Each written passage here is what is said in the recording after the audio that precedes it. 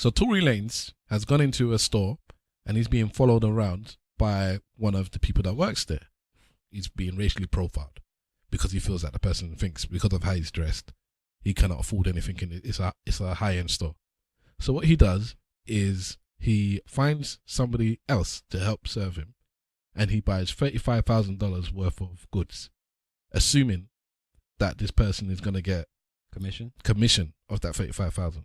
Then he finds the person that he thought was following him and basically he mocks him and says, I spent 35,000 racks. You ain't getting none of this money. You thought I couldn't spend nothing. Blah, blah, blah, blah, blah.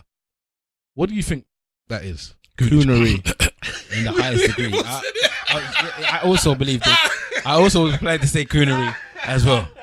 It's a nonsense. Only a black person would do that foolishness. Coonery. Only a black would do that nonsense. Complete coonery.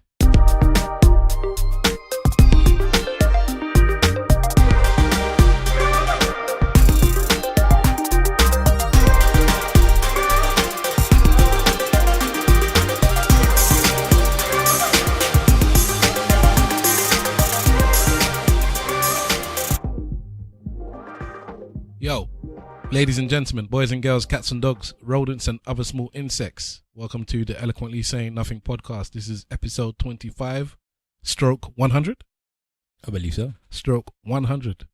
25 of season 2 and 100 collectively. 75 on season 1. So happy birthday, lads. Oui.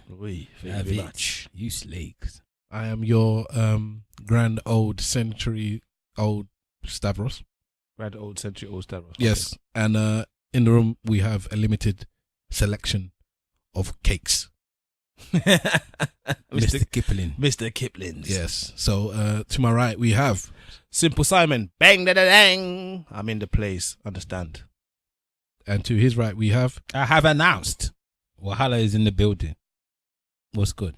So welcome, guys. I hope everybody is well out there. I think the first topic we got to talk about is definitely Grenfell Towers, the fire that happened in London. If you're not in London or the UK and you don't know about it, there was a massive fire in West London on, I don't even know the day. I think it was the Wednesday. Tuesday night, Wednesday morning. Yeah. About 1 o'clock on Tuesday night or stroke Wednesday morning. And the date for that is 13th over to the 14th. Basically, it seems, allegedly, somebody's fridge might have exploded, allegedly, and started a fire on around the full floor of a block of flats, which I think ranged to around 24 floors, something along those lines. It started a blaze and it went uncontrollably around the flats, went all the way up to the top, burnt out about 3/4 of the whole tower block. Many people, unfortunately, are missing, stroke. We assume that they're dead at the moment. And the public and the community is in uproar at the moment. What had happened was people were calling up the 999 and they were being told to stay in their buildings, which I believe is correct protocol normally for a fire in a flat, because flats are meant to contain fire. They're meant to either stay in the building itself, either the house or the floor at least, because you have fire doors usually, which stops the fire from spreading out too far. But due to health and safety and fire regulations that didn't seem to be upheld in this building, things went awry, and unfortunately we now are reaching very high numbers of deaths. People are saying it could be up to 100. So you guys, let's talk on it. I think it's going to be over 100 even. That's how people are saying that already, that they think it's around 150, like the unofficial number. I don't know. It's been spoke about all week. This has been the topic of the week. What has happened? What needs to happen going forward? Who is to blame? I don't know. There's so much stuff to talk about regarding this situation. It's crazy.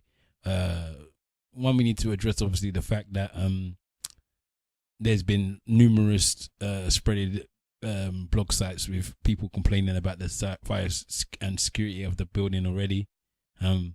So people have complained about this already before it even happened, saying that there's a big potential fire issue, and they need to address that before they go forward. It's harrowing. One of the articles that somebody wrote a blog, I think it was one of the association for the bunch of flats or that area, And one of the things they said was it will take for like a massive incident for people to actually pay attention.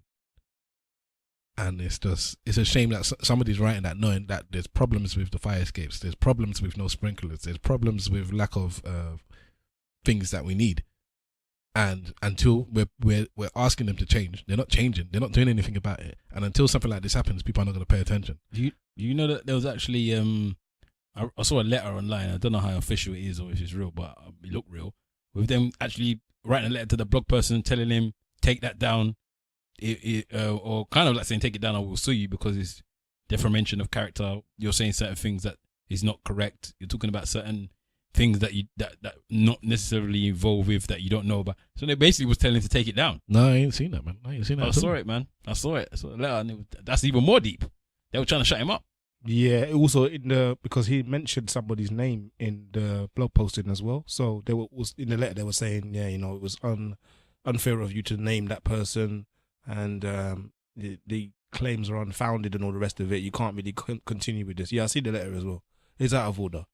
But this is what happens when corruption is allowed to go on and be rife. So there have been a protest which were almost bleeding into riots. Almost. In the last couple of days, they've gone to the the Kensington and Chelsea Town Hall, and they broke down the door there. They tried to get inside and I don't know who they wanted to speak to or what they wanted to speak about, but clearly they were angry. Sadiq Khan went down to speak. He went to one of the churches or one of the buildings there where people were housed, and they were giving out food and clothing and whatnot. He spoke to some people in there. He was meant to come outside to do a press conference with the press about 3:00, I think it was. He didn't leave till after 5 because there was a crowd of like well over 200 people outside just baying for blood. And I think he was afraid to come out. He came out eventually. I think he kind of held himself in some sort of dignity because he spoke to the people at least, and he held it down because he was getting abused. He was getting insulted.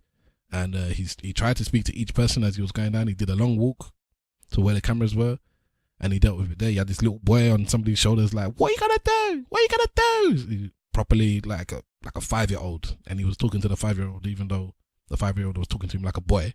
He spoke to the boy like a man.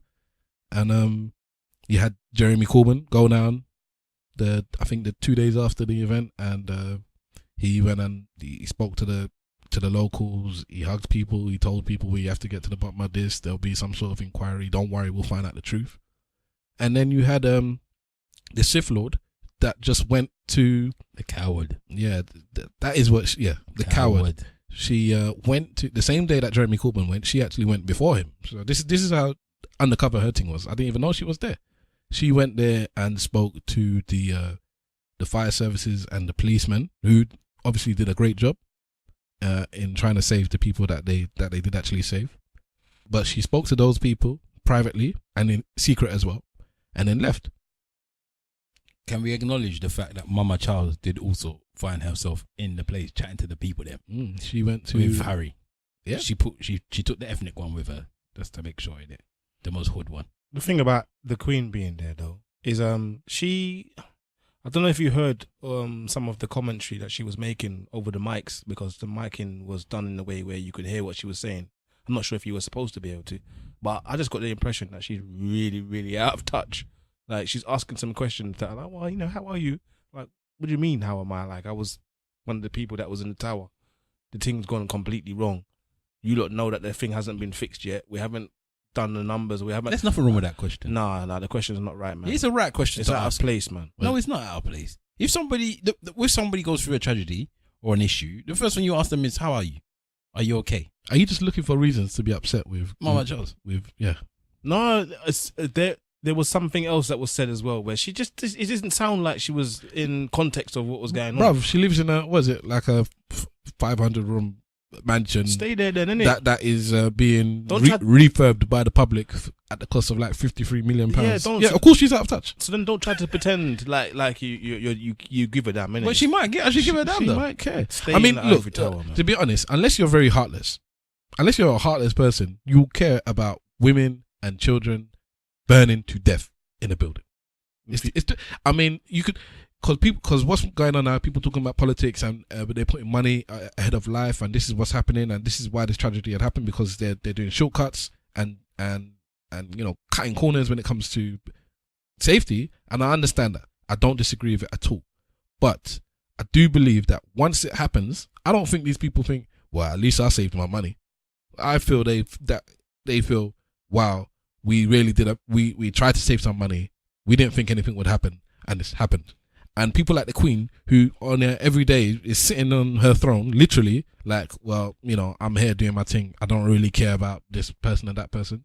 You don't switch on the news and see that the police are now saying is 58 people are missing and they're assumed dead. So they're not just saying missing now, but they've given the number 58.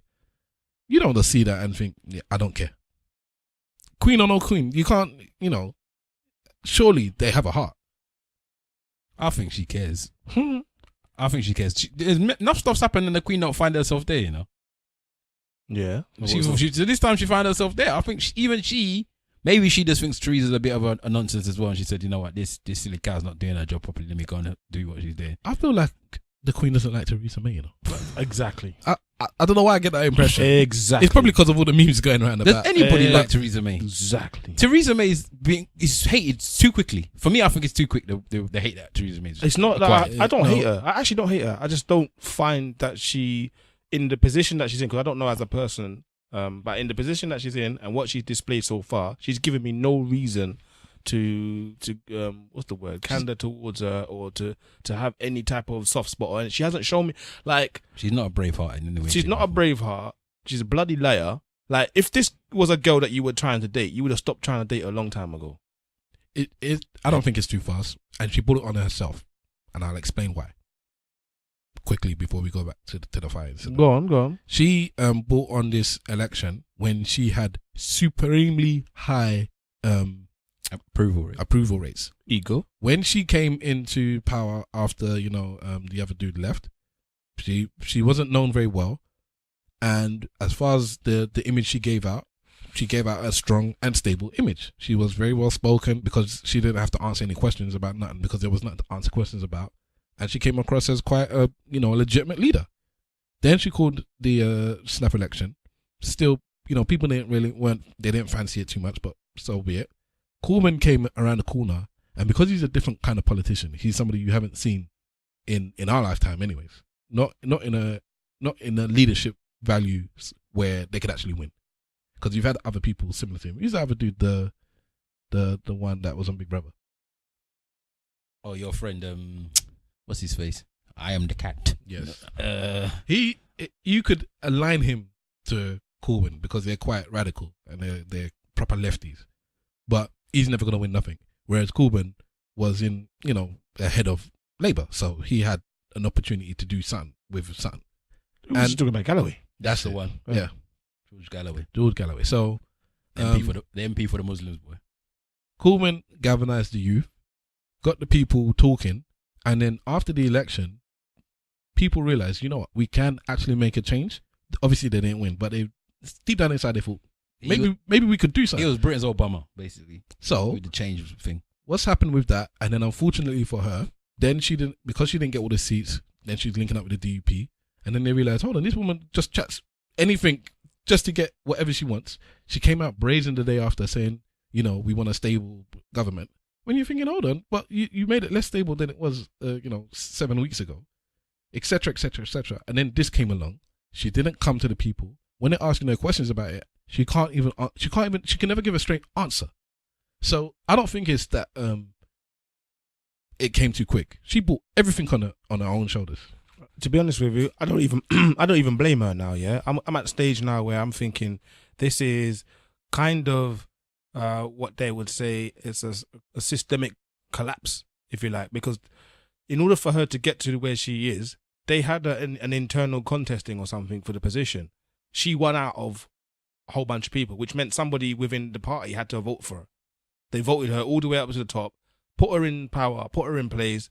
She's gone and double backed on everything she's said. Most of what she said, I should say.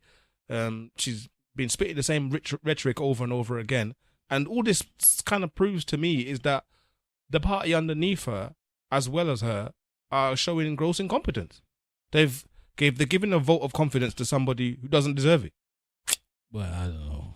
All I know is that right about now, she is a coward. An actual coward. Like, Schnarr from Thundercats coward. Like, she's rubbish.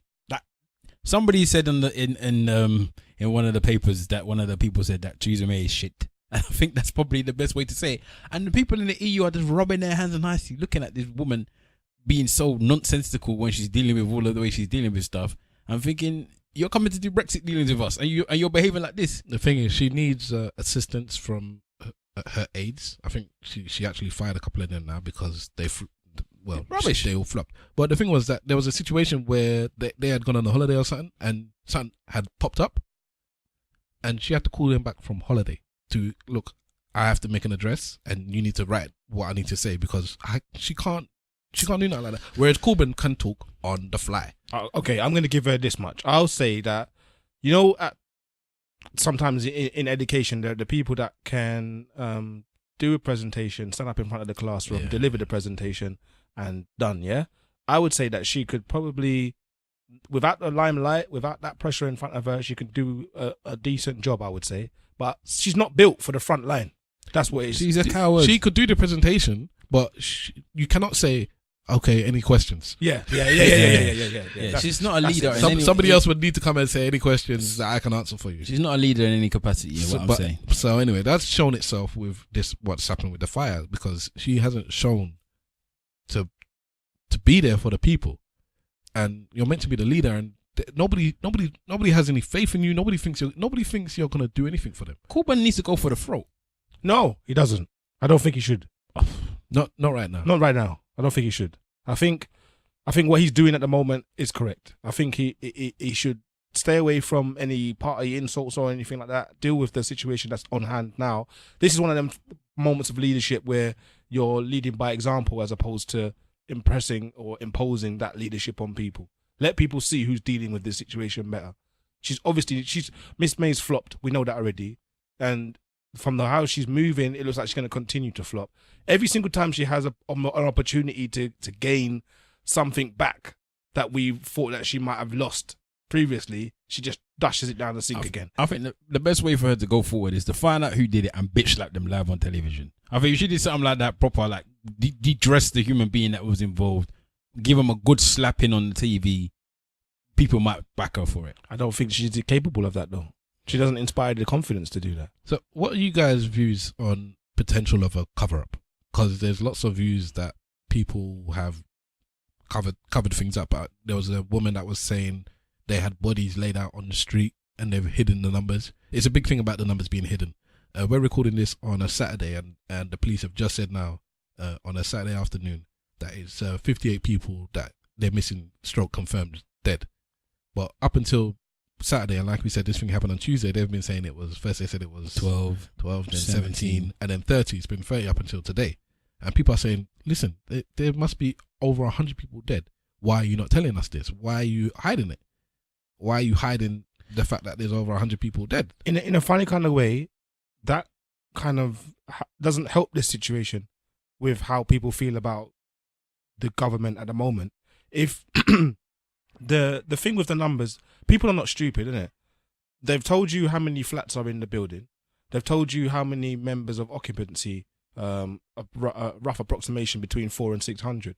They've told you that 75 people or what have you are in a hospital injured.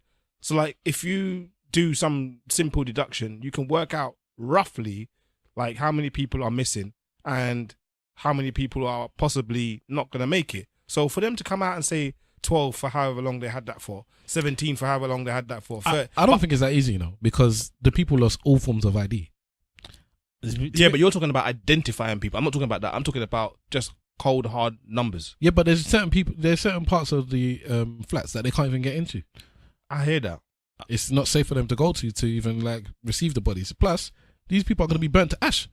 In the end, I think them rationalizing the numbers or giving it out slowly is probably what they're trying to do to calm the public. Of course. And to not make it get to a point where it goes fever crazy. pitch, yeah. But I don't know. If they did it from the beginning and say, well, we think it's 100 people, it would have been better.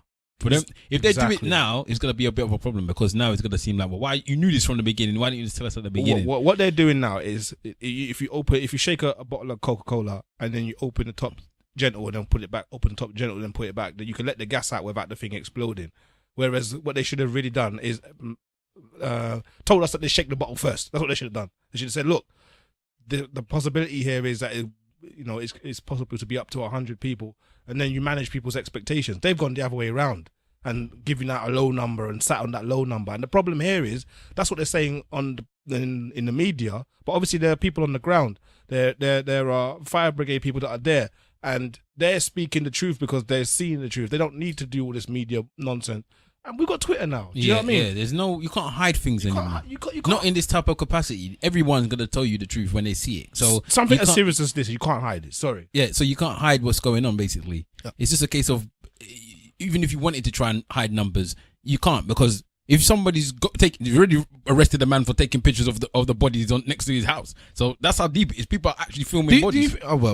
Explain what it is, and if you think it's even true, because... Well, they basically said that the guy was filming and put his pictures of dead bodies, or opening up the body bags, and taking pictures saying that, look, this guy's been outside my yard for 2 hours, blah, blah, blah. Oh, he was opening up body bags? Apparently, he was opening up the bags to take images of. Yeah, it was a guy, one of guys that had to jump out of the building, had hit the ground, and they came over, put him in the body bag, but the body bag was there long enough, and obviously not secure because of how frantic the thing is.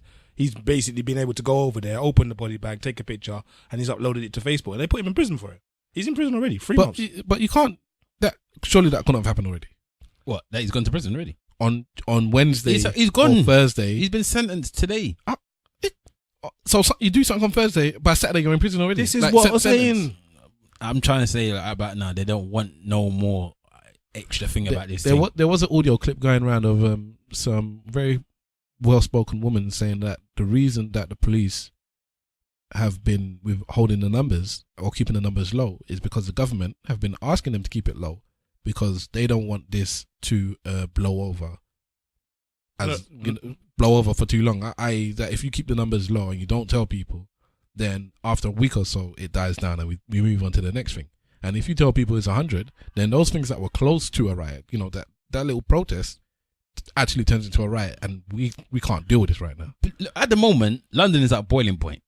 After the terrorism, after this, after everything that's happened, even with Manchester touching on to London in a strange way, and the elections, London and the UK is at boiling point. So they do not want to add extra L to the fire. They don't. Right about now, that's what they're going to do. I've been saying that they're at boiling point since April. Since April, I was saying this don't feel right. Like, this looks like somewhat of a riot of some sort. And that was before some of this stuff has even happened. For Stavros, that happened this week. What happened? Did that feeling of something's happening? We're in a moment right now. I felt that this week, and I was telling my missus, I said, the way I explained it to her is that, back to what I said about Coleman galvanizing the youth, I think that is the major turning point for all this. So we have all the terrorist attacks, we have this stuff with the politics, we have this fire going on, and we had this little protest. Just this little protest. There was one outside, like we said, in Kensington, and there was one in Westminster as well. They went to wherever the building is that they feel did some of the contracting with the flats. And I'm saying that, I told my missus, there's that interview thing that Tupac did that's at the end of Kendrick Lamar's album. And he said that if you haven't rioted up until 30, you calm down. Because after 30, you don't riot, you don't fight. You calm down, you change, and you become maybe more political or whatever.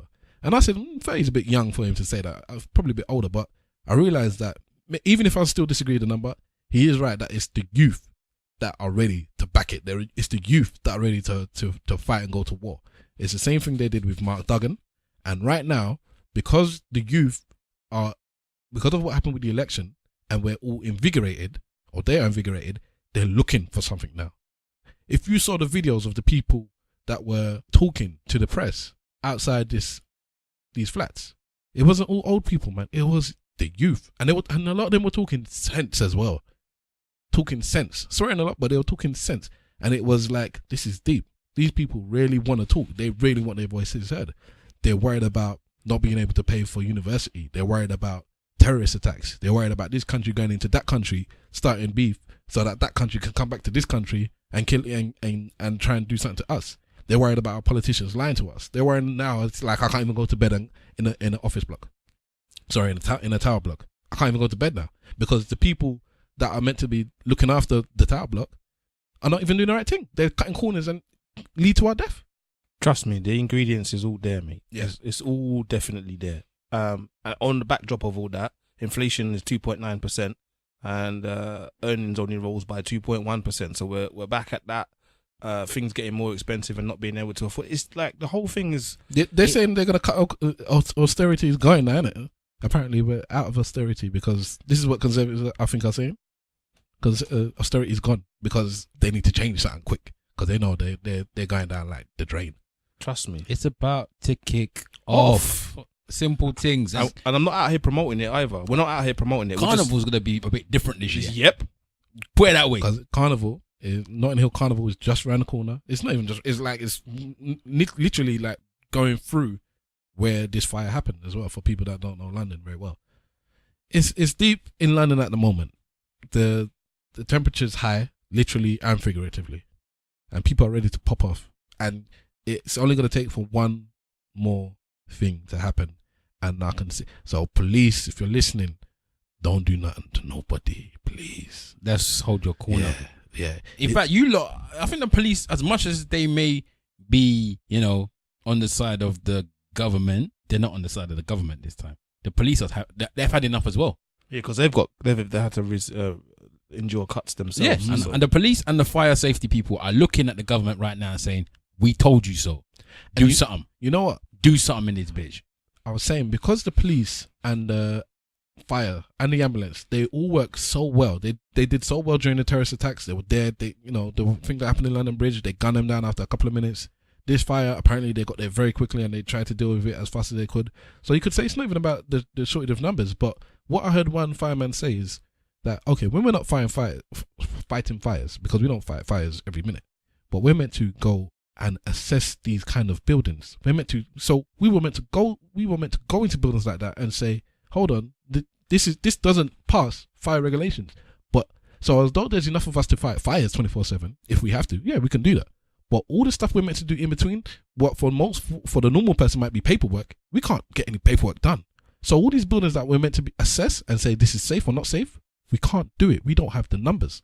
And that's when it hit me. It's like, because, damn, it's true, It's not even just that. If imagine the amount of fire people that's at this fire now. If there was another fire in the next at the time, if there was another fire an hour or two later, how many fire people are gonna get? Because this person said he's from Shoreditch and he said he was there. He was describing what happened, and he's from Shoreditch. He's a Shoreditch fire person. And this is what they were saying. East London, all the way to West London. This is what the terrorist guys were saying with the police. Whether they're saying that all the people from Kent and Canterbury are here in London to help out because the London police is not enough. So they're showing these people. They're properly against the government themselves right now. And obviously there was, I don't know if they're union type companies, police and thingy, whatever. And I'm telling you now, all these people that were talking about Brexit, bring back the jobs back to the UK, I'm sure that all the nurses that are attending to all of these people that's got problems are all probably immigrants. So they want to shut their mouths as well. Right about now, it's about to kick off.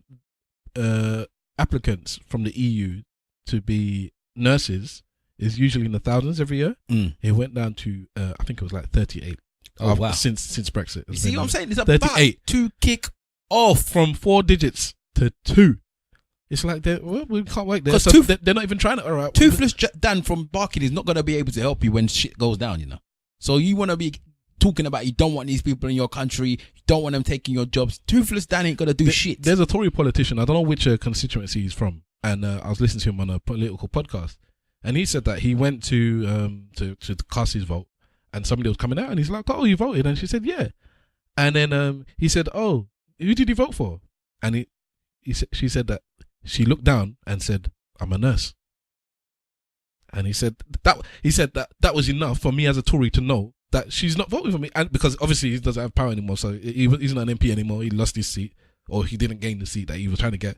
And just the description, he said that, yes, what, did you vote for me? Well, basically, did you vote for me? And she just looked down and said, "I'm a nurse," and that was good enough. As in, I can't vote for you. You people are not backing us. It's deep. Pussies. What I hope comes out of this as a positive, though, is some type of uni. I don't think so, but I think I would like that there's a bit more cohesion between the peoples of the society. I can't see it because racism exists and that. And after a tragedy, we normally just go back to our normal behavior. I just want the youth to stop stabbing each other as well. Yeah, that too, man. That is just getting way out of hand. Focus your energies on this type of thing instead of stabbing each other. For real. For real. Okay, let's move on to the next topic. Hopefully that will be the one, I guess, light out of the darkness that maybe will hook up and unify a bit more. All right, Bill Cosby. God damn. Yeah, damn, indeed. All right, so Bill Cosby is 79 years old, has just been, his trial has been called a mistrial. So he's not guilty then, isn't he, really? It's not acquitted though, is it? It's just a mistrial. Mistrial, but it's done. You're not guilty. Yeah. They can't if you're guilty to proven innocent, innit? I mean, innocent to proven guilty, and now they can't prove he's guilty, so he's innocent. Yeah, so what's happened is, obviously the woman has said that he put Quaaludes in my drink, he abused me sexually. They've done the case. This was from 2004. They've done the case. It was a very short case, apparently. The deliberation was longer than the actual case itself. They deliberated for over 6 days, 52 hours, and each time they had to come to the judge and like, have you got a verdict? They've said no. Eventually, I think on the 6th day, the judge was like, listen, if you guys don't come up with something, then I'm going to have to take control. And the last time they came to him, we still don't have a verdict, so he declared a mistrial. So that's that. And Bill Cosby spoke before the actual mistrial, I think on day 5 or day 6, but before the mistrial actually happened. And it's the first time he's spoken, as far as I'm concerned, throughout this whole thing. He's kept his mouth shut. He hasn't spoken to the media. He hasn't mentioned nothing about it. And basically he came out and said, thank you for my supporters. Thank you even the jury. It's been long and hard, and I know you'll make the right decision, kind of thing. And then that was that. What do you guys think about all this? It's going to sound incompassionate, but I'm just wondering how much money is it costing him to do all this court stuff? Like, it must be rinsing him. Why? There's only one court case he's doing at the moment, isn't it? Yeah, but what about all the other ones? The other ones, none of them went to court. This is the only one that's gone to court. Yeah. Some of them, I think he's paid off. Yeah, some of them got paid. Okay. Some of them, they're so old that you can't do anything about it anymore. Yeah. And then this is the only one that's in within that time frame. And even this one, I said, is like a second trial somehow, because I thought he's paid her off beforehand. But this is all mad. You know what? I don't know. The problem is with this whole situation, I don't know. Did Bill Cosby rape some of these girls? I'm going to probably assume yes. I probably am.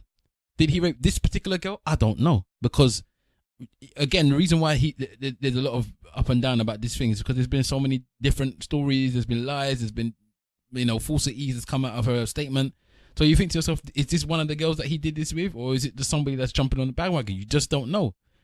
In the end, he should be in jail for something, because there's no way that 60 women are going to say that the man raped him and he hasn't done nothing. And he himself even admitted that he's giving women drugs to sleep with them, whether or not they knew about it or not. Not to sleep with them. He said that women were complicit in him giving them drugs. So you meet a woman, you want some of this, and it's like yes, and then he gives them the Quaaludes, and then they go back and have their business. That's a very old person drug as well, that Quaaludes. I was about to say that is real vintage. So, and in his day, that was probably cool. In his day, in the 70s or whatever, when they were all doing drugs all over the place, I think everybody was probably cool doing the drugs and doing what they were doing. But drugs were popping back in the day. Yeah, but now it's not a case of that. You don't just put things in a woman's drink and say, yeah, let me put my hand there. And his wife is backing him, standing by him as well, innit? Yeah, she hasn't left him side. But I don't know. It's a very, very, very strange situation, because most times as black people, you want your black people to be all right and get off cases that you don't think that they did. But with this one, I think Bill did something somewhere along the line, and he should potentially be in jail for something. Whether or not it's this particular case, I do not know. But Bill Cosby done touched somebody's woman somewhere, and he shouldn't have done it. No, I can agree with that. You're right. 60 accusations is mad. Like, that is completely mad. Like, I don't know. Yeah, 60. A whole front page of a magazine of women saying that he raped them. Yeah, it's a bit much. You can't ignore that, or turn a blind eye to that one. But there's no Jesus for this one. Trust me. He has to deal with that. He has to obviously have that judgment in his own head about what he's done and what he hasn't done. But I just cannot believe that he actually got off. The lions. I didn't think he would get off. I thought he'd go in. Yeah. Unfortunately, it seems that because they left things so long, that's what it is. But you would have thought that, public opinion, because whoever this jury is, they knew everything before they became the jury.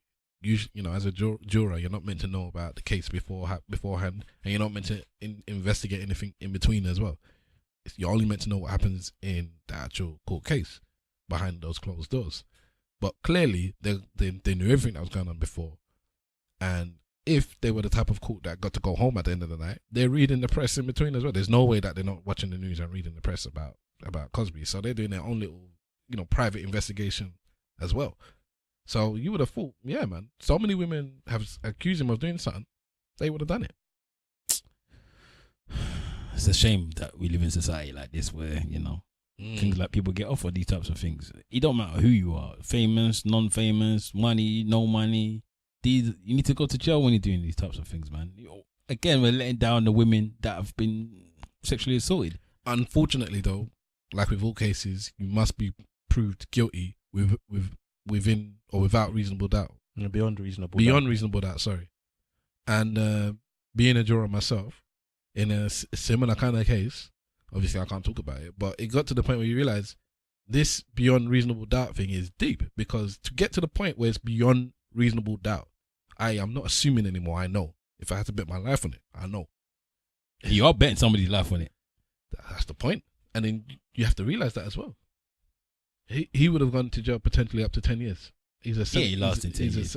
There you go. So that is his life. This is the man that's lived his life as a billionaire for the past, 50 years. He's a billionaire? He's a billionaire. Seriously? You didn't know Bill Cosby is I don't a think billionaire? Bill Cosby made billions. I didn't know. I didn't think he was on the billionaires list. I don't think he's on the list. I'm gonna check. I know he's on the hundred millions of list, but billionaire. I don't think Bill's on that billion yet. It's very. I haven't really heard a lot from the celebrities in America, like the black celebrities. There you go. He's not no billionaire, man. People like Oprah and stuff like that. I haven't heard anybody really discussing Bill Cosby's situation. 40% of a billion is not a billion. Okay, $400 million. He's got a lot of money. There it is. And that's why he's paid off all of these girls. Which I don't. What do you think about that?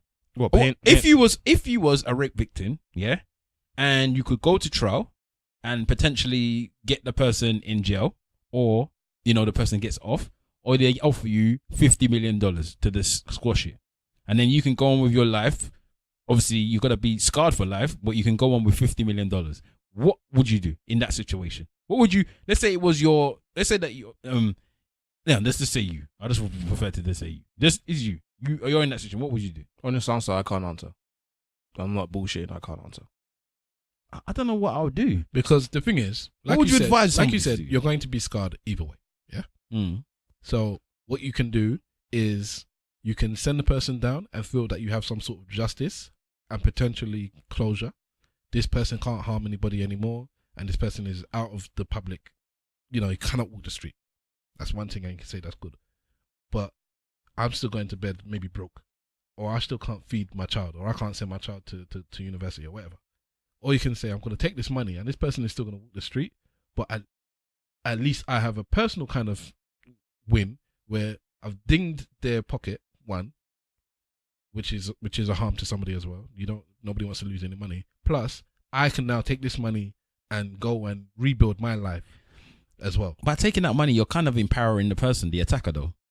Because he knows that I can do what I want and I can give away money, and that's all I need to do. You can look at it like that. That's all you're doing. You're empowering them. So I think it's better for you to, because you could actually still put them in prison and sue them after and get money. It's not a case that you can't. But I don't know. I wouldn't take the money. I would potentially try and get them to put into jail, and that's what I would advise somebody to do, not to take that money, because every time you spend, especially if you think you're gonna lose, because this woman lost. Yeah, but every time you spend that money, you're going to think of that person. You're going to think about how you got that money. Somebody asked you, well, how did you get that million? You have to then think in your brain. Not necessarily, no. I think you will. If you're already thinking about it because it scarred you, every time you think about that money, you're going to think about how you got it. You're going to feel more dirty than maybe the time it was before you had the money. Maybe. I don't know. If I was to advise somebody or to myself, I would say, don't take that money. I'll say, go and fight for what you got as justice. And if it doesn't work, then you can feel disgruntled about the fact that you've done what you did and somebody didn't back you. But if you take that money, you're always automatically going to think, you're automatically, in my book, I've allow that person to potentially do what he's done again or she's done again. Some people might not even be able to afford to go to court. Maybe. And two, again, you're empowering that person to think like they can just do what they want and pay you off. That's my thing. I'm very much about this. I've got this. You watched a film called 8mm. Have you watched this film? Yep. All right. It's about just for people that don't know. It's about a guy that investigating a snuff movie, which is a movie where somebody gets killed. And something they said in that film always resonates in me because the guy just wanted to know, why did you do this film? Right? So they kill a little girl. I think she's meant to be about 15, 16 or something like that. So they have sex. Talk about spoiling the film. It's a very old film. She's about 16, 17. They have sex with a girl and kill her in a film, basically. Right? So a snuff movie. That's what they call it. So and then the guy in the film was like, the investigator was like, why did you do this? Why did he do this? And then the man said, because he can. And that is the one thing that will always stick with me in that film. The man's got enough money that he knows he could do this and get away with it. And that's potentially what other people might feel when you take the money and let it run. So that's why I couldn't do it. No, I'm just looking at simple. No, because I was honest. I couldn't answer. I couldn't answer either. God, thanks. I'm not in a situation like that. I would hate to have to make that decision. To be honest with you, because it could just be like, the lawyer you get is going to be rubbish. You're going to lose anyways. You could take the money and hire somebody to murk him. God damn, boy, because it's an option. But then maybe you go to jail yourself then. I don't know about that. Yeah, it depends on how you view these things, I guess. Okay, then let's talk about another situation with money, and then let me ask what you would do in this situation. Money. So Tory Lanez has gone into a store, and he's being followed around by one of the people that works there. I don't know if it's the security or I think it's the staff that actually serve you. Now he feels Tory Lanez is a rapper or a singer or kind of like a Drake-ish type person. If you don't know who he is. And he's also a comedian or Canadian? I said chameleon. Okay. Well, he's a Canadian chameleon then, because he sings and raps as well, kind of. Yeah. All right. So he's walked into a store. And bashment. He's walked into a store and he feels that he's being followed. He's being racially profiled because he feels that the person thinks because of how he's dressed, he cannot afford anything in it. It's a high-end store. So what he does is he finds somebody else to help serve him. And he buys $35,000 worth of goods, assuming that this person is going to get commission of that $35,000. Then he finds the person that he thought was following him, and basically he mocks him and says, "I spent 35,000 racks. You ain't getting none of this money. You thought I couldn't spend nothing. Blah blah blah blah blah." What do you think that is? Coonery in the highest degree. I also believe that. I also like to say coonery as well. It's a nonsense. Only a black person would do that foolishness. Coonery. Only a black would do that nonsense. Complete coonery. Like instead of him to just say, you know what? Because you don't know, yeah? You don't know when you do these training that these people are not telling these man to watch the black. When he comes in, watch the blacks when you come inside the building. If you see a black person enter, follow them. And that could be the management. But all you just did is give the management all the money. It's a foolishness. Coonery of the highest degree. He might as well dance for them while he was in there as well. University degree level coonery. That is what tap dancing coonery. It wasn't BTEC or it wasn't BTEC. This was the real thing. He really did it. He should get an OBE for coonery. He should have taken a picture with his degree of coonery in the building. Trust me. And that tap dance to it after as well. Trust me. Foolish clown. I don't know what idiot would do that. It just makes no sense. He just wanted the garments as far as I'm concerned. We wanted something in there and he wanted to go and get it. Instead of him to take himself out and go and find a shop that is more accommodated to his needs and buy the things there, he went to go and stay there and spend off all his money in the people shop that was looking at him like a fool. But okay, you could say 35,000 to him is like £50 to us. I don't care what it is. But that's the point. If £50 to you is not a lot of money in it, yeah, it's money you could lose and be like, oh well, I've lost it now. That's the equivalent to that 35,000 for him. So as far as he's concerned, it means more to that person that he's there mocking now than to him. No, it doesn't, because the person, for one, he doesn't even 100% know that the person's going to get commission off that sale. And most shops, when you do that type of stuff, everybody gets money from it. If there's any form of commission in that type different types of shops do different things. Yeah. So, but he doesn't know. So what he's just done is just given the management money. You know what would have been so good if he screamed all of that blah blah blah, and then the other guy that said, "Don't worry, man, I'll give you half," right in front of his face. Then he would have looked like one idiot fool. He could have just asked for his money back. He could have gave. Then it even looks more like a fool because he went to go and put it on Snapchat. Instant putting up there. Somebody should slap him. I don't understand who, but somebody should slap his face and say, "Don't do that foolishness again." It's an idiotic thing to do. No, it's beyond stupid.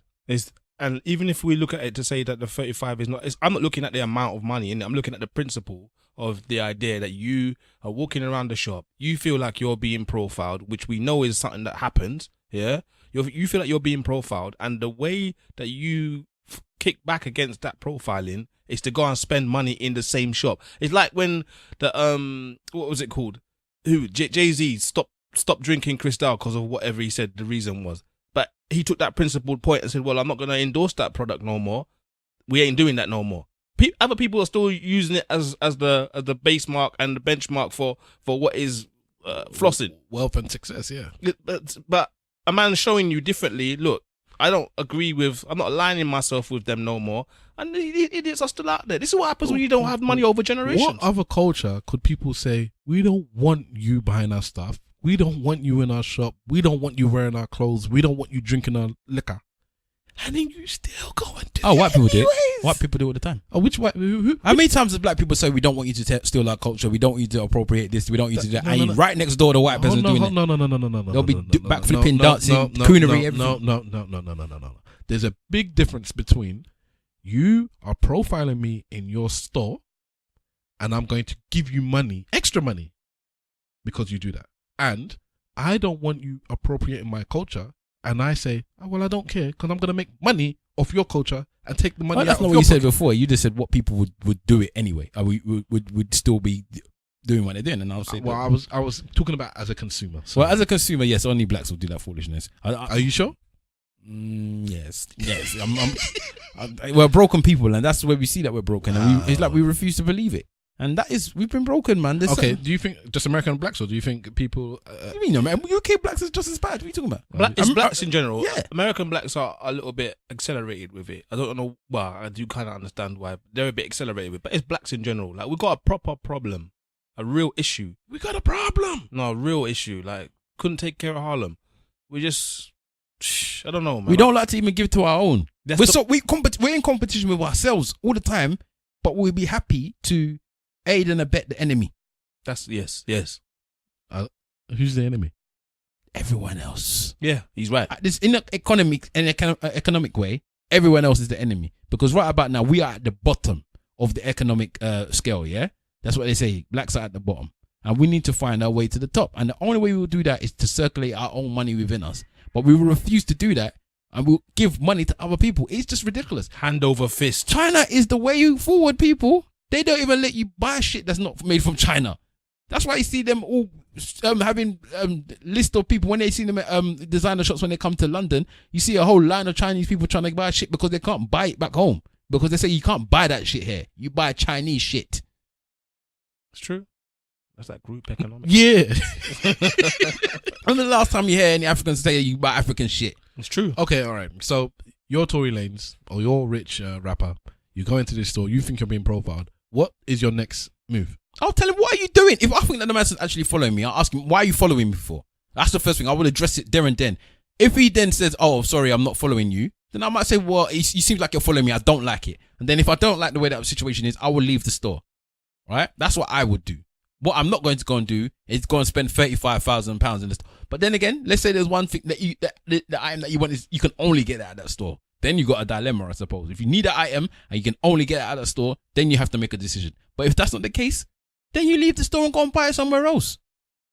What kind of foolishness? For me, I probably would have gone around, picked up the 35,000 worth of stuff, got to the till, got them to bag it and everything, and then say, yeah, I don't want it no more. Give her blood clot and walk out. Why would you do that? Huh? Why would you do that? To waste their time. I just don't have time for that. So you're just basically to waste their time. But then you're just you're not wasting their time. You're just you're actually I'm wasting my time. I'm wasting their time. No, but what you're actually doing is backing up exactly what they thought in the first place. That you can't afford what you're bagging up. Well, or if you like, I'll pay for the stuff and then ask for a refund. So they can't say that I couldn't afford it because they've just taken the 35,000, it all cleared, everything went well, and I'll just take a refund. I'm like, yeah, I did that on purpose. But why? What is that proving? Out of principle, because now he's wasted his time, yeah? And if it is time is money or what have you, he then has to understand that you can't treat people like that. I've shown him, one, that I can actually afford the stuff, and on the other hand, I've shown him that not only can I afford the stuff, but I'm not prepared to take the bullshit that comes with it. I'm not gonna buy this stuff at the behest of you treating me like shit. That's what I've shown him. You do know if the person's following you around the building, is unlikely they're gonna be the one that's at the till. They're gonna then have to take your money back. Okay, yeah, from that point of view, yeah. So it's just I'm just going by what the scenario was given. Okay, so none of you would choose the Pretty Woman approach. Nah, that's some bullshit. Which was that? Pretty Woman is the same situation happened in Pretty Woman. The prostitute has been given money or a card by the rich businessman. And he's told her to go and kit herself up, and basically she can spend whatever she wants. She's gone into a shop, and they've told her, basically, we don't serve your kind here, because she's still wearing her prosy gear, high thigh-length boots and whatnot. Slut walk. She's wearing her Amber Rose special. So they've sent her out the shop. So she's gone back to the hotel that she's staying at, and the concierge has asked her, why are you upset? And she's like, I got all this money, and I've been turfed at the shop. So he calls one of his people and says, look, sort her out. And she spends a bag of money in another store, another high-end Beverly Hills store. She walks back to this shop with all the bags in hand, looking all supremely ladylike now, and says, big mistake. But it's not a big mistake. I'm the woman that you sent away, yeah? But do you remember me? Big mistake. Only poor people think like that, because he's a rich person. He's working in a rich person's town, and he's going to get that money back same way. Anyway, exactly. He'll get it off of somebody else. He lucky that he didn't just laugh at her and say, fool, you think that I didn't just get my money from, you think you're the only one that bring money in this whole place? Actual money. I don't need that actual money. Yeah, sure. So that's worse. Worse than what? Than actually just giving him the money. No, I don't say that you should give him the money. I just don't understand going back. It doesn't make any sense. The sense is that, listen, rich people still want money. You can say, oh, they're rich, they're going to make money. If you were going to spend 20, 30, 40,000 pounds in my store, I want that 20, 30, 40,000 pounds. It's end of or dollars. What would have still want it?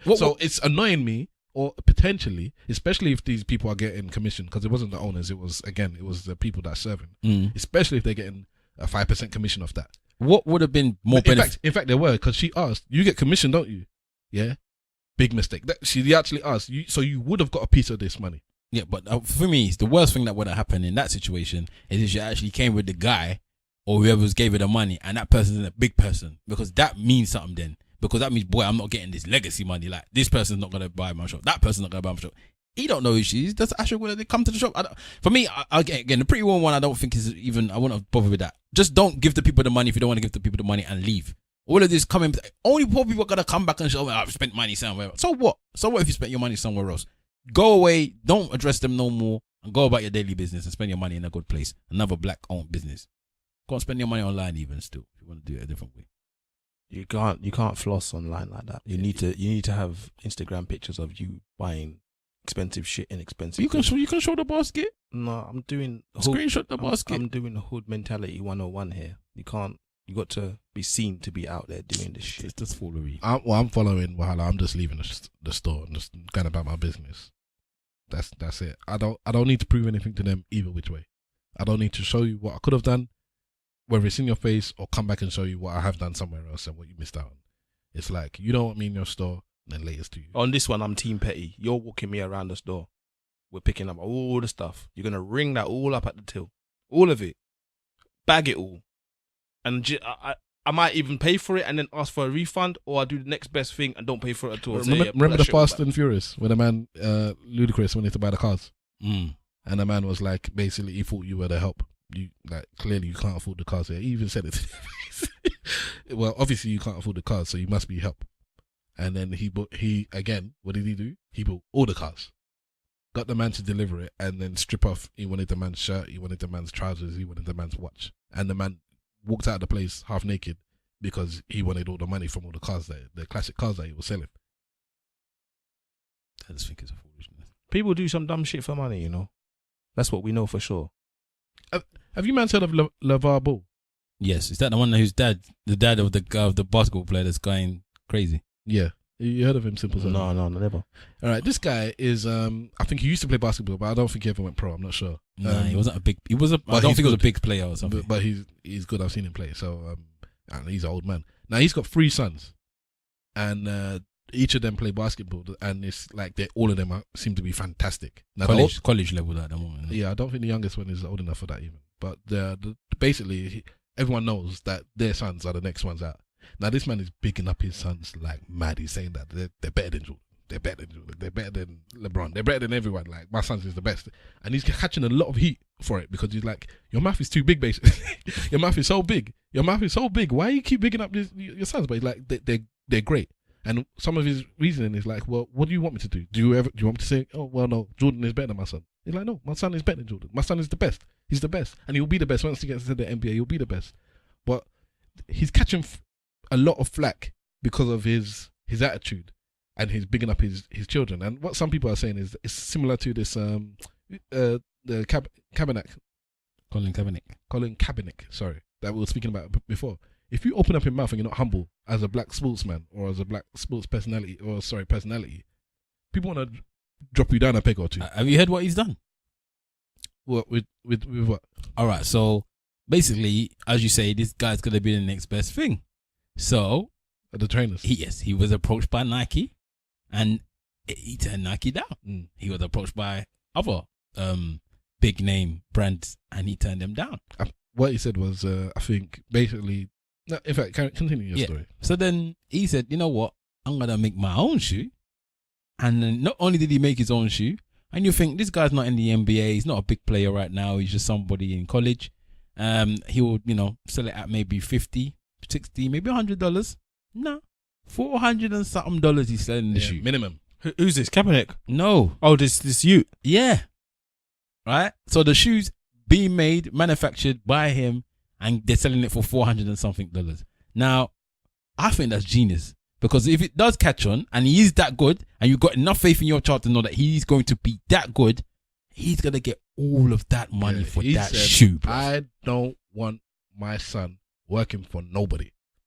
Yeah, he's good enough that we are, as a team, as a unit, as a family unit, are good enough that we can sell our own trainers. Did he call it Big Baller Brand? The trainer brand is called Big Baller Brand. It's gonna be all right. He's gonna be all right. The trainers themselves, we're looking at them now, is not exactly the best in the world, but they're there. He's got T-shirts and whatnot, and he's gonna be all right. And he has. I think if these boys are, the only problem that he's got is that they may not live up to his hype. But if they're that good and they go out and they ball out, everyone's saying they're that good.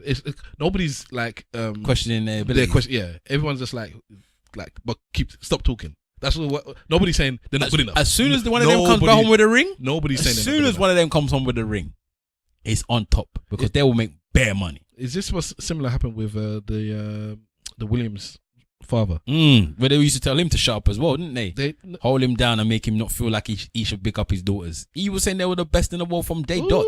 Okay, we're on their Twitter page now, and I don't know if you know this story, but these female T-shirts now say "Stay in your lane." Do you know why it says that? Why? Okay, he went on a show where again there was a woman that has spoken about him previously. One of the hosts in it was a Fox Sports show. And she had spoken about this dude previously when he wasn't there, saying that she thinks he's a bit of a bully. Why all these children playing basketball? If, I've asked his sons questions before and they seem afraid of him. Now, because she said stuff like that, he didn't want to talk to her. There's a female host and a man host. And it's strange because the way it's staged is that one host is on one side, it's like a circle, and the female's on the other side. So he's facing...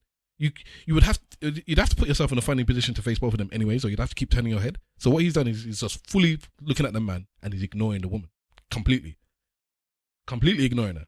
Now, if you don't know the backstory, some people are saying that he's being sexist. Why are you ignoring the woman? And she's saying that you don't do female clothes, and why do your sneakers cost $500? How much have you sold? And he said, stay in your lane. Like, he didn't want to address her at all. And she's like, oh, you're talking to me like that? He said, listen, I'm scared of you. I don't want to talk to you. I'm talking to him right now.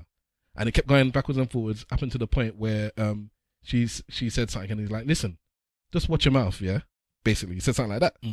And she said, oh, so you're threatening me? You're threatening me. Why would you do that? And he's like, no, I didn't threaten you. I just told you to watch your mouth. But it's snowballed into this this white woman has been threatened by this big black man because he told you to stay in your lane. Because she said, look, I'm just saying, why don't you have women's clothes? Why are you selling things for $500? That's out of people's reach. You know, et cetera, et cetera, et cetera. Why are you threatening me? He's like, I didn't threaten you. Stay in your lane means stay in. So now, I've just now checked on his website. He's got a T-shirt that says "Stay in your lane," and it's a woman's T-shirt because this is a backlash to what this woman was saying. Can I just touch on that thing that you was talking about a minute ago? And I'm gonna bring up something that none of us like, Big Brother. Now, in Big Brother, there's 2 Nigerian girls that's gone in the house. Yeah. All right. So I caught a glimpse of something on Twitter the other day, where the Nigerian girl's having an argument with a white girl, right? And the argument's just a normal argument, and basically, the white girl was rearing up her mouth saying this, that, and the other. And this white girl, I believe, is very obsessed with one guy that's a stripper in there. And the stripper man don't like her, basically. Yeah. So the girl said to her, just come up. Basically, she was cussing and they said, with your foolish kiss chase that you're doing, yeah? Right? And everybody's like, that's so low, blah, blah, blah. And she goes, yeah, if you go at me, I'm going to go low. I don't care that thing, yeah? But she wasn't shouting or screaming. She wasn't. And then watch them now. Oh, you're being so aggressive. Now, both of them are having this argument. Both of them are having this discussion. In fact, the black girl wasn't even talking to her at the beginning. She was talking to someone else. And she decided to bring herself into the situation. But now, you're so aggressive. You're so aggressive. Why are you being so aggressive? You black woman, you're so aggressive. Right? So then yesterday, I was watching it with the missus. I watched a bit of it. And my missus filmed me up in the background. Apparently, they were doing a task where some people are like high workers or something. And other people are like, cleaning the floor or something like that, right? I don't know. As I said, I only caught a little bit of it. But then I saw the black girl was cleaning the floor, and I'm like, why is the black girl cleaning the floor? They said, oh, because that's part of her job. So then what they were doing, some of them, as a joke, right, was ripping things up and throwing it on the floor. So then she had to go around and clean it up. Right? Now, true say the Asian man did tell the white boy to do it, and the white boy was like, yeah. But I don't think he was even thinking about winding up the black girl. I think he was thinking about winding up his, because the Asian guy's wife's in there, and she's one of the ones that sets the rules, and one of the rules is to keep it clean, and I think he just wanted to wind up his wife. So anyway, but a byproduct of that is that this girl has to now go around and pick up all of the stuff from the floor that they're throwing on the floor. So she goes around and she picks up all the stuff from the floor, yeah? And then she got vexed because the man was picking up tissue going, you love me, not throwing it on the floor. The same guy that she was having the discussion with before and ended up saying that she was aggressive. So then she was saying, where is the toilet tissue? Because she wanted to take it, yeah? And they were like, no, we're not telling you where the toilet tissue is. So she saw the tissue was in some girl's bag, and she just took out the toilet tissue from the bag and then put it in the dustbin and walked off. So they were like, that's my property. She's like, yeah, but that's our tissue, for one. And two, you're throwing everything on the floor, so I have to go and pick it up. So then the guy now took a bottle of water. I started spraying it around the girl, almost sprayed it on the girl. And then the girl was like, isn't that aggressive? Why is no one mentioned nothing about the fact that the guy was throwing water at the girl, yeah? And then she was like, but when I was having an argument, I was aggressive. What happened to you? Why is he not being aggressive now? Why is nobody saying nothing to him now? And in their heads, none of them understood. But me and my missus and probably every black person that was watching that program got it. As a black woman and as a black man, you always seem to be aggressive. Of course. They wind you up. They piss you off. They do what they want. Before you continue, can I just add one more story because it is a recent story. Okay. So we know with all this Trump business in America that they're talking about this Russia business. Now, one of the person that's the head of, he's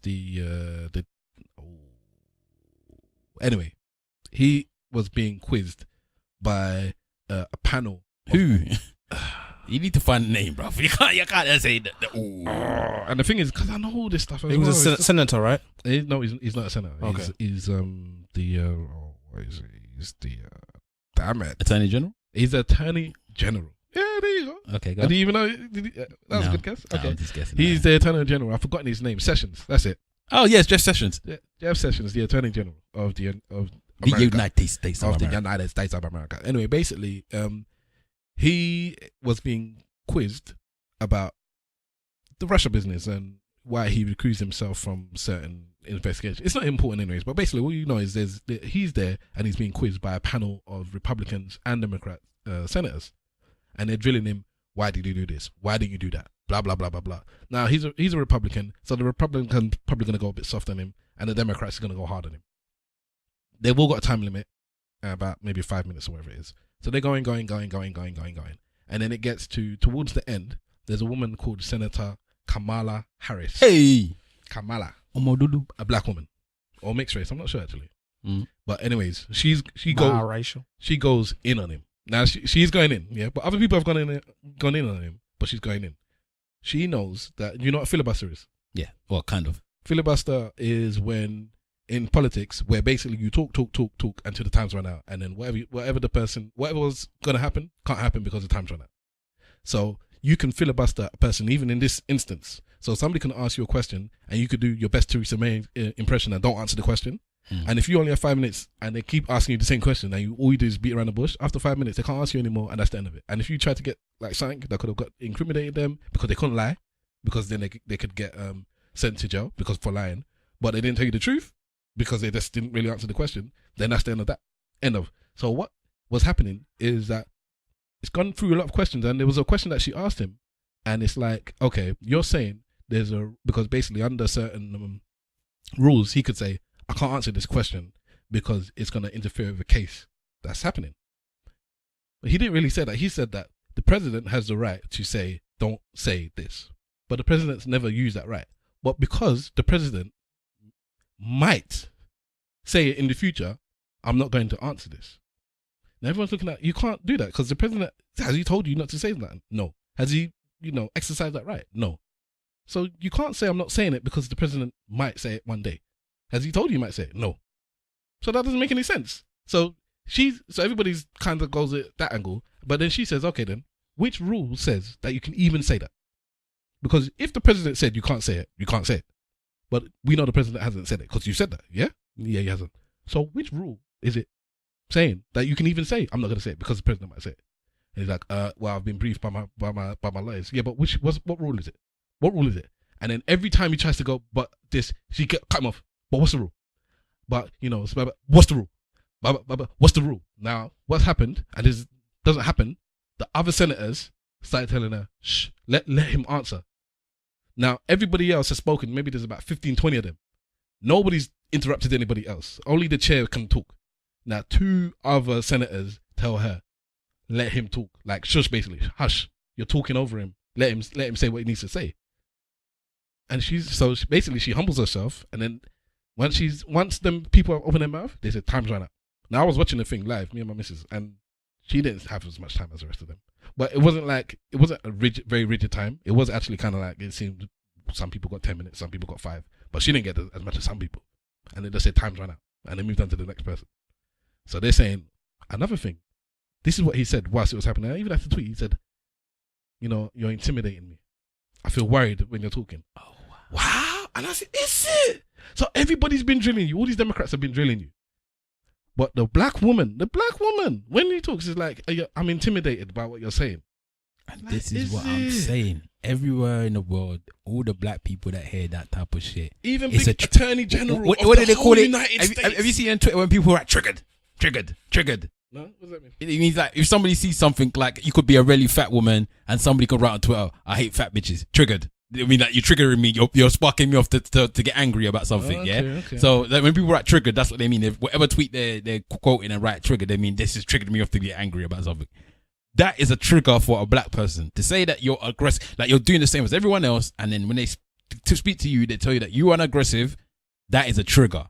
And me and my missus looked at that program and said, none of you white people gotta understand because it doesn't apply to you. You don't get called aggressive just because you're loud or louder than your normal voice. When you're shouting and screaming, everybody else seems to be fine. As soon as I shout and scream, suddenly everyone's feels like they're gonna be intimidated or something's going to happen. Triggered. Why did these 2 girls go on the show anyway? Why does anyone go on that show? Because you win money at the end. How much money is it? I think up to $1 million now. I'm not sure now, but it's a lot of money you can win. 100,000 to $1 million, I think it is. Boy, I don't know. Would you do it? Would I go on Big Brother? Yeah. I probably wouldn't because I don't think I'd win. Or maybe I might go for the podcast. I might be able to for the culture. Yeah, for the culture. I might push out the podcast. Stuff Ricky. Back in the day, I wanted to when it first started. Now probably not because I'm in a peaceful place in life. I don't want to bring no drama myself. But I would like the money. Exactly. But the thing is, if I went on Big Brother, I don't think I could work like I work anymore. I'd have to be a public person. I couldn't just It go gives- back into my normal. It gives a lot of back into my avenues, Big normal Brother. life. A lot of people make a lot of avenues out of Big Brother, and it's not usually the winner either. It's usually another contestant who Yeah. comes out and ends up doing something else. If you hustle hard, you can make something out of it.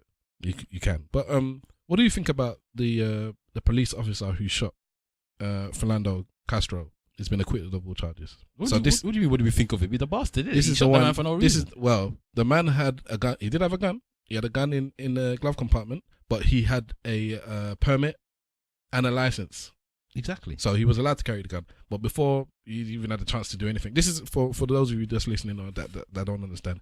This is the one where it was on Facebook Live, where the woman was saying, you know, he shot my husband, just stay still, or whatever it was. And she was, they were in the car together. There was a child in the backseat, I believe. And she didn't record the shooting itself, but as soon as the man got shot, she's recording. And the policeman is still shouting when he's outside, isn't it? It's like he's still shouting. Yeah. It was like, oh my God, what have I done? No, he was still shouting outside. He was still shouting. It was the most bizarre thing. Anyways, it's another policeman that shot another black person that within camera and got off. Even though the black man's done nothing. It's not surprising. It can't arrest him. So say what you're gonna say. So for me, it's not surprising anymore. I've sadly grown apathetic towards this situation because we know the outcome of this. Yeah, it's like you can't arrest them. If you start arresting them for that, then people are just gonna be like, well, what about this person, that person, this person? So they have to now keep letting all these people off because it's gonna keep coming back to them, all these other people that they've killed. But my biggest frustration is why the Bloods and the Crips ain't just gone and taken out these police officers. Because they're too busy killing themselves. So why would they go and kill police officers? Foolishness. So why do we deserve respect But them? even then, with the police, I don't advocate rather than keep killing police officers. By the way, that's a simple side of the thing. I don't think that's going to help in any way, shape, or form. Because for one, they've got more guns than they do, and there will be quite more deaths on the black side than No, on I the think police side. the average police officer would think twice about killing somebody if they imagine. This yeah? is a two-pack dick shoot at the police, you know. No, you see, he shot at them. I'm saying, you imagine this. Somebody shoots somebody. I love that story about him shooting at the police. He said that he got out of his car, got onto one knee with his gun, got onto one knee, lined up the shot, and started shooting at the police. Not randomly just shoot, you know. Stop the car, got on the knee and shot at the police, and he got off. For me, I'm saying if somebody kills a civilian like this kind of shagged up case like this is now, and then you hear that the police officer in question gets off, and then you hear that he gets assassinated, as a police officer, you're going to be angry that one of your teammates, one of your broskies got assassinated. But when you look at what really has gone down, you can't then say to yourself, oh yeah, I'm going to continue behaving the way I'm behaving. Why do you think that? Why would you try to rationalize the police when they don't have rational behavior? I'm not rationalizing the police entirely. What I'm saying here is these is people that don't understand democratic speech, innit? They don't understand diplomacy. They don't understand correctness. Philando Castile started driving at 19. Okay. Yeah. By the time he was killed at 32, he had been stopped 46 times by police. Jeez. So he already knew the protocol. That's it. And apparently only 6 of those times when he was stopped was something you would notice from outside the car, like he did a wrong turn or he had a broken tail light or something. Only 6. I'm telling Out you, of 46 times was it something that somebody could actually they had a reason basically to stop you. like I said, if you shell these man, if one of these men gets shelled, if that George, what was his name again? Was it Zimmerman? If George Zimmerman did get shelled, you think people are going to be out here killing people for no reason? Let me ask you a question. Do you think that these police, let's go back to what we were just talking about with their intimidation and feeling unfair and stuff like that. Do you think that the police fear black men? No. Yes.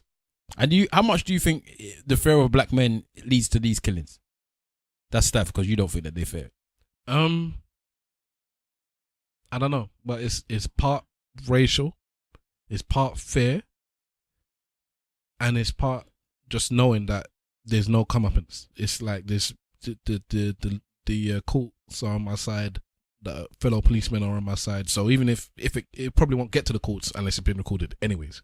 Because look at that guy that they shot and they dropped the weapon beside him. If he wasn't recorded, then everybody would. And he had a black person with him as well. His co-policeman was black. They dropped the gun beside his side and said, well, he shot first. And that was that. If it wasn't recorded, it was never even going to get to the court. So it's part race. It's part that, what can you do? You know, you ain't going to, we're going to get acquitted. I was telling my missus, I think there's only two people that got acquitted, and one of them was Chinese. And with the Chinese one, he's the one that of all the shootings, I think his one was the most justifiable because you could tell he was scared. He went into a block of flats, pink houses in New York, East New York, and it was dark. Like everybody agreed this, it was dark. He heard something, he got scared, and he shot. He didn't even shoot the person. He shot at the wall or something. It ricocheted off the wall, hit the man, and killed the man. And he got done for that. One shot. Not these people that is shooting you 12 times. Like this dude that got shot in the car, he shot a couple of times in the car. So then, if you're afraid, why would you only shoot once?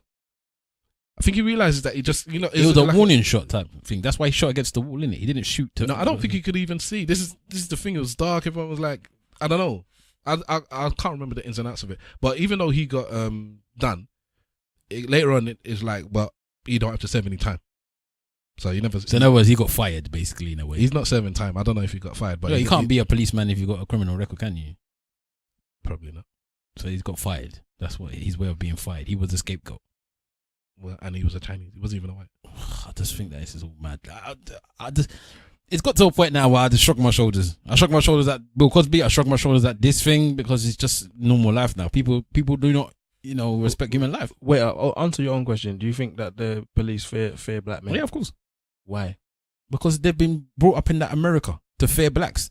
Blacks are the animals. Blacks are monsters. Blacks are gorillas. Blacks are this. Blacks are the most aggressive. It goes back to that the aggressive thing. Blah blah blah blah. But is it fair in the genuine sense or is it fair in the disdain sense?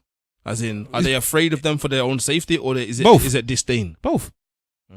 Both. But I think that if you see the reaction of some of these police when you're watching the videos, you can see that they think something's gonna kick off and they just shoot. It's like some of them they not have no calm. They don't have any calm about them. They don't know how to calm a situation. They're like, get down, bang, shoot. He's moving, shoot.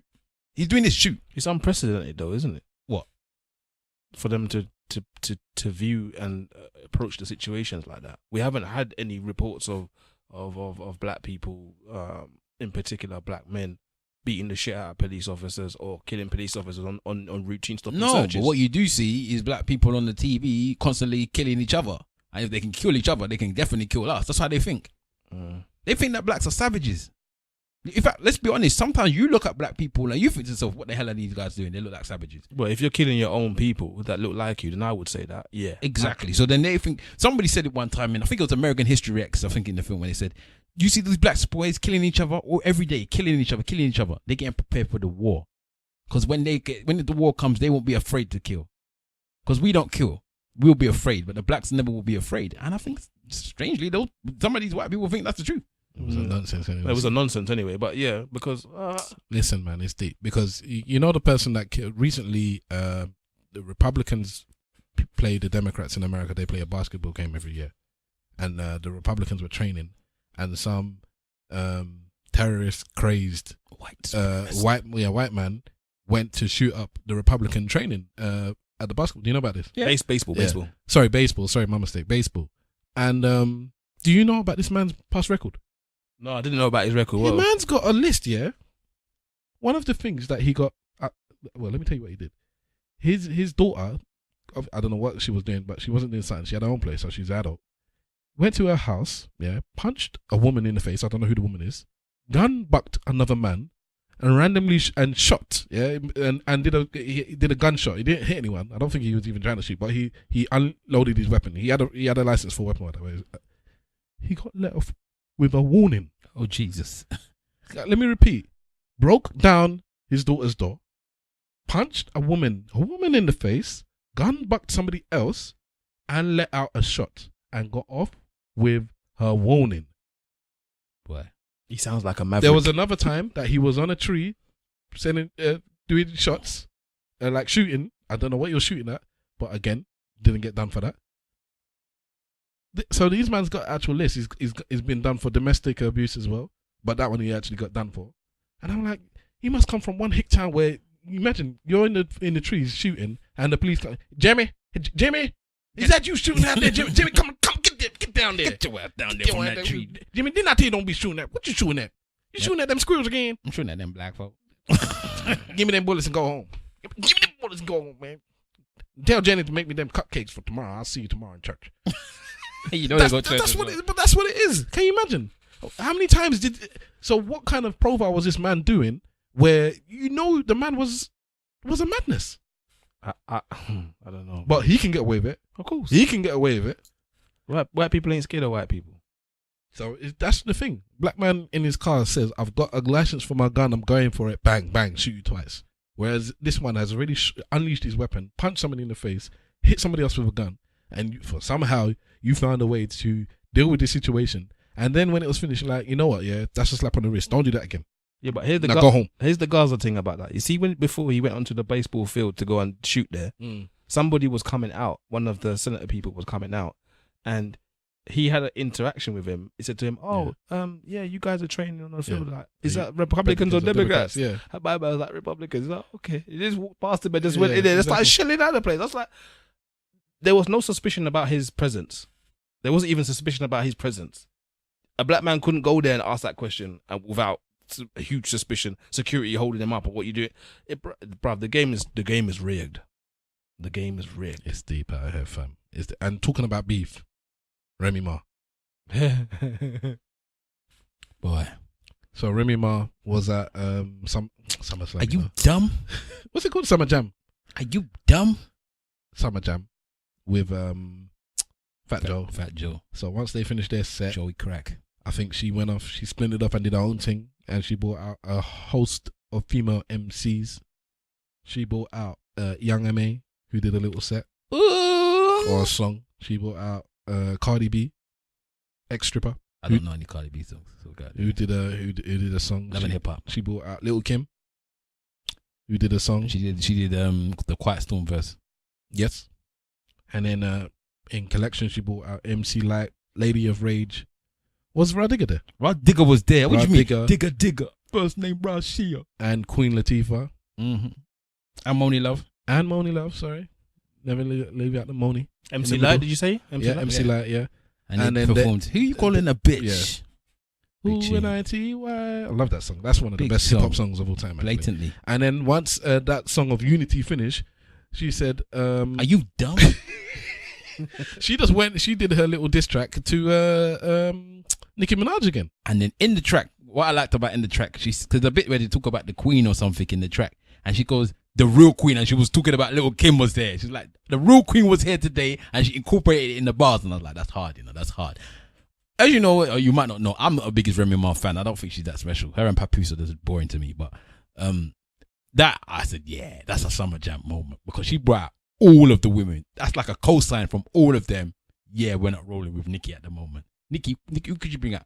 She's gonna bring out Wheezy. People are saying, Nicki, you had the opportunity. You've been running female hip hop for the past 5 years, and you ain't shown no support to none of us. You have beef with everyone. Maybe Lil' Kim actually. I'm sure she's her and beef. Kim have beef, man. Okay, so you've shown no support to none of us. But the thing about that, no, I can't say she hasn't, because at the beginning she was the one that was saying that she loves Lil' Kim and blah blah blah, and Lil' Kim was like, you're just a copycat of me, ban you type thing, all right? Well, she kind of was. I've seen images of her bowing down to Lauryn Hill and stuff like that, so I think she does respect some of her elders, but some of the elders may not respect her back, if that makes sense. And I don't think she's got a problem with Foxy, obviously, because Foxy doesn't like Remy Ma. I don't know. But yeah, she's not known for her unity of bringing out female MCs. She's usually rolling with Beyonce more than she's rolling with, I don't know, another female, Bahamadia or someone. I don't know. But I think that's a power move right there. Power move. That's what we want to see at Summer Jam. We want to see those big moments. That's them takeover moments right there. What do you think, Simple? Well, they've endorsed her. That's an endorsement as far as I'm concerned. It's good that she did it, but this is blatant endorsement. They've just fractured the landscape again. So I expect either to see Nicki Minaj disappear into obscurity soon. She's got a new album coming out soon, man. Yeah, watch what happens with that. I don't know. Again, does Nicki respond to this, or does she just keep quiet? I think she should shut up. Oh dear. Because this is one of those scenarios where if you're assessing the war, this is one of them ones where she could get bombed before over Baghdad. Let me tell you something. If Remy Ma came out with some weak MCs, I would say Nicki had the chance. But if Nicki wants to go back at Remy and she mentions Rah Digga will kill her. there'll be no. If Radiga brought out a tune tomorrow against Nicki Minaj, she's going to lyrically murder her. I don't know if you've ever heard any MC Queen Latifah diss tracks, but trust me, she murders an MC on the diss track. Right? Again, maybe Moni Love. I don't know what she does anymore. Maybe she might be saying about Moni, and Moni might not come back. Queen Latifah's a proper millionaire as well. Yeah, man. She's a businesswoman. Business, so she wants to talk about your life. She could tell you can't go out about money, this, that, other. She's gonna talk about your life. She could only call her a lesbian, and even then, what's that gonna do? Nobody cares about that anymore, right? So she can't really say nothing again to those guys. The only person she can really go out again is Remy Ma. I don't think Remy Ma's won this. She won it from the first battle anyway. Should she have even responded? Because Never. she's saying that since I said it was dead and she said it was dead, she's still coming at me with these little verses. Who? Nicki Minaj. Yeah, she did another verse on her song the other day. On 2 Chainz or something. On 2 Chainz album, she said. So she's like, she keeps coming at me. So what do you want me to do? Because she has to. Because she lost so much face. Remy should just leave it. I would. Yeah, if I was Remy, I would. What she did was right now for the Summer Jam thing, because that's the biggest. I think she could have brought out all the girls and then left it like that. No, she should have done the tune still, because that's the biggest tune that she's got. That was bigger than the album that she had out. That was bigger than the Fat Joe and Remy Ma. Shifa. So she has to do it at Summer. That's Summer Jam. You got to do it. But then she doesn't have to make another song again. Put it that way. No. What's interesting? Did you notice that someone else done something similar with calling out some of the greats? I think with Jay-Z this week sent out a tweet. No, but that was for a reason. Well, wait. He basically was. He won he was inducted into the Songwriters Hall of Fame. Yep. So that's why he was paying homage to all the other MCs that he probably thinks in the past with the present with the worst grammar ever, man. Yeah, it was terrible. I think he was drunk, but he was paying homage to all of those other MCs and saying, basically he was trying to say, you man, I've done this for you man. You man should be in here with me. He's the first rapper in the Songwriters Hall of Fame. Obama actually did the actual introduction. Have you seen it? Oh, it was bad. It was so gangster. Yeah, man. Obama is a gangster. It's good. He said, listen, we both came from one parent family. We both didn't know our dads. We both come from humble beginnings. We both overcame what society thought of us. He's basically saying me and you are the same. We're a kinship. And he even said I use your bars when I went into do certain things. I've brushed my shoulders off. I've used your bars numerous ways. It was wicked. So Jay-Z did all these tweets, and let's see if I can get the names of the people that he bigged up. He bigged up Rakim, Kane, KRS, Cube, Redman, Jazz as well. Jazz. And that's the thing. He bigged up people that he's got beef with. And he's like, haha, like almost like Joe Budden. He bigged up Andre, Nas, Big Puck, Cole, Kendrick, Chance. I don't know who J.E. is. J Electronica. Ah, yes. He said 50 Cent, Big L, Show, AG, Nice, Smooth, Joe, Pun, Diggable, Planets, right, Butterfly, Especially Beanie, Young Chris, Freeway, SP, okay for real this time, because he was saying that he stopped. Because basically he said, I'm not used to tweeting. I'm going to delete this at one in the morning because I'm not used to all this stuff at all. There was loads, man. He did so many. It was a lot of names. And then he's like, I almost played. He come back 5 minutes later. Oh, I forgot about Snoop and yada, yada, yada. But he was trying to big up everyone. And it's what Jay-Z is doing right now is a wonderful thing. He's squashing beef with everybody. I'm sure he mentioned Cameron as well, I think. Yeah, I think so. Which songs did he enter the I don't know how it works. I think it's just for your body of work, isn't it? Okay. I thought that they normally have one piece that they induct, and then that's the piece that gives you the award, and they say that it's because of your consistency in that field, but this particular one is the one that. No, I just think it's Songwriters Hall of Fame just for being a great songwriter. Okay. And Jay-Z, Scarface, because there's a lot of people that's put up, how do you describe it? Testimonials about him and stuff like that. And Scarface said blatantly, he said, as far as I'm concerned, he's the best songwriter ever. And he's like, the reason why I think he's the best songwriter ever is because he don't write nothing damn well down. He said, the people that go into the studio with Jay-Z are always amazed at the way that he writes songs because he doesn't write anything down. He goes in there, they all say that he goes in there, he mumbles a little bit, and then goes, let's go. And then he goes in there and then spits out a whole song. And people are like, it's just the maddest thing they've ever seen. I think Biggie was the first one to see him do it. And then after Jay-Z did it, Biggie said, I have to do it like that as well. And then Biggie's second album, he didn't write nothing down as well. So Biggie did the second album the same way that Jay-Z did.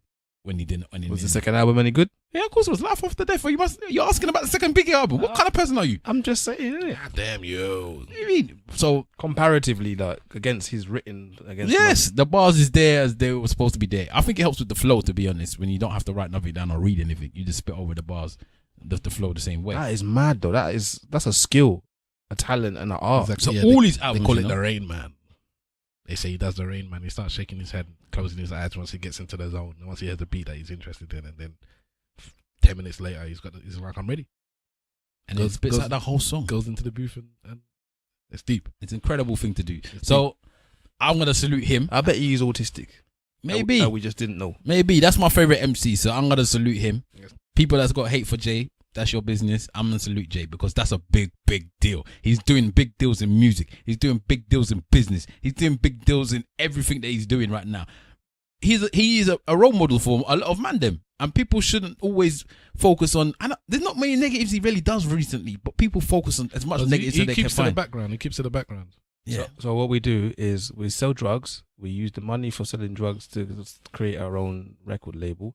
Legitimately, which is the way you're supposed to do it. Work the hell out of that.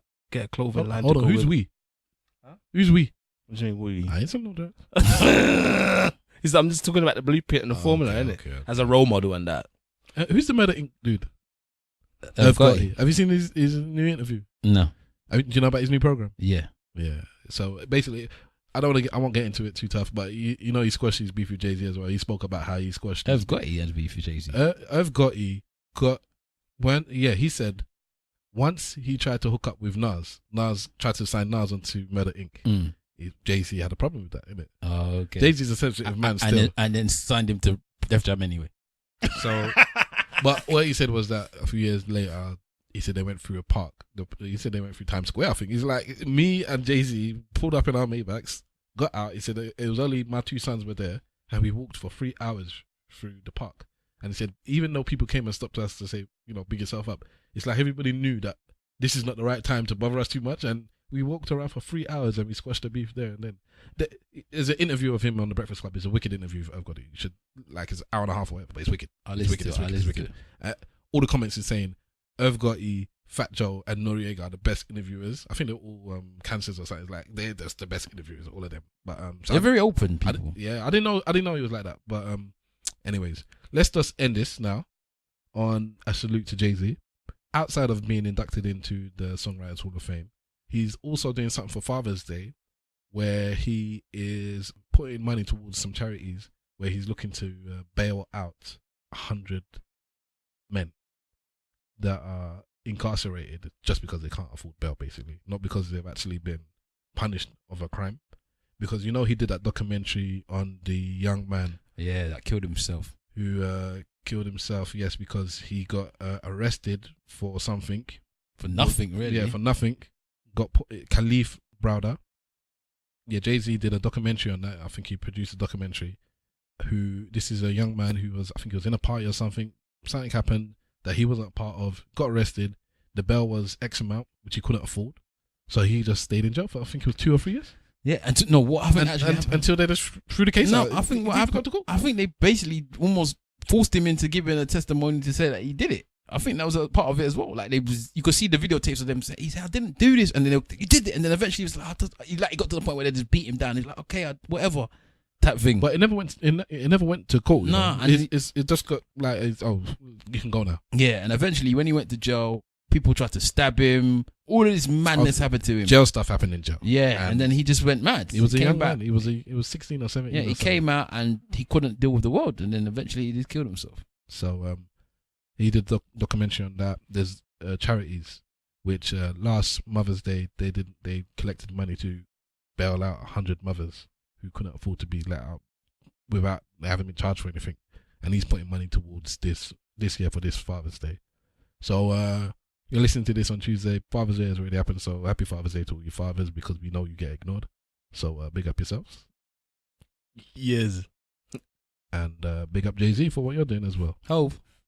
So let's do the church notes and say our goodbyes. Yo, this is Big Wahala. You can catch me on Twitter at Big Wahala. You can catch me on Insta at Big Wahala. This is Simple Simon FB on Twitter. That is where I are. I don't do Instagrams.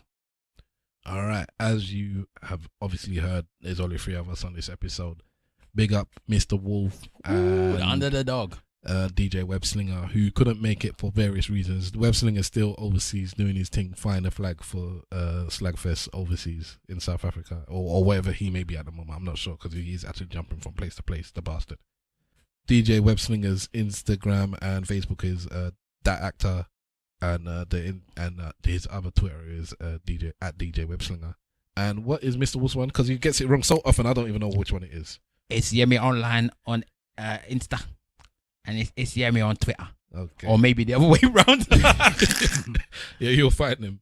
So I'm Stavros Bus. Catch me at Stavros Bus everywhere. Collectively, you can catch us at ESN Podcast on Instagram and Twitter, and on Facebook is at ESN Podcast with an S, or just search for Eloquently Saying Nothing.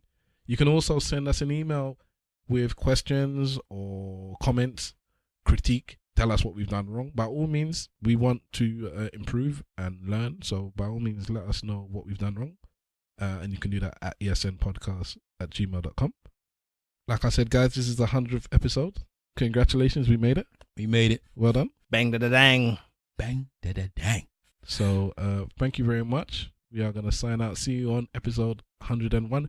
We are going to drink the night away in celebration. What drink are we drinking? Schlur. Laters, people. Peace. And remember, if you ain't saying nothing, say it well. Slag for life. One day I'll do it. Do what? If you ain't saying nothing, say it well. Yeah. I don't know how to do that, man. Skirt. So we need to do it for this one. I was about this LaVar Ball. He's a G, man. He's a G. That's what your dad's supposed to do. Ride or die with your son. What do you think about telling this woman? Yeah, because if the woman wants to go and disrespect him and say that he's this, that, and that other, why do you have to be addressing him? Same thing with the shop people. Don't give that one no life, man.